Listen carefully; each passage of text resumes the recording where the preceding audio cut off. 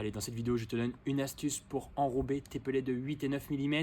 Ils sont très durs à trouver en ce moment sur le marché. Ce que je peux te conseiller, c'est de prendre un pot de pellet hooker. Tu enlèves l'étiquette. Nous faisons en pré-percé les pellets de 8 mm. C'est ceux que j'utilise notamment pour les compétitions, pour aller à longue distance ou alors pour piéger les cartes. Je mets environ un 3/4 de pot, auquel je vais donc venir ajouter de la liqueur de Tiger Nuts. Pourquoi la Tiger? Puisque c'est très collant, donc ça va être impeccable pour venir faire tenir ma farine ensuite dessus.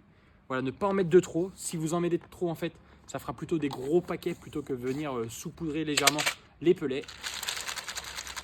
On secoue l'ensemble, histoire que l'huile prenne bien partout, que ce soit à l'intérieur des trous ou bien alors tout autour du pellet. Je viens mettre du stick mix classique. Pourquoi du classique? Parce que voilà, il est très farineux, il y a peu d'huile, donc il viendra mieux à se coller que la farine stick mix Gold qui est très huileuse. Ça viendrait à moins se coller. Donc là, un petit peu de stick mix. Donc là, ne pas hésiter à en mettre, hein, c'est pas le problème. Pourquoi ne pas remplir son pot de pellet quand vous le faites? C'est pour justement pouvoir incorporer tous ces ingrédients et venir mélanger facilement en fait tout le pot ensuite.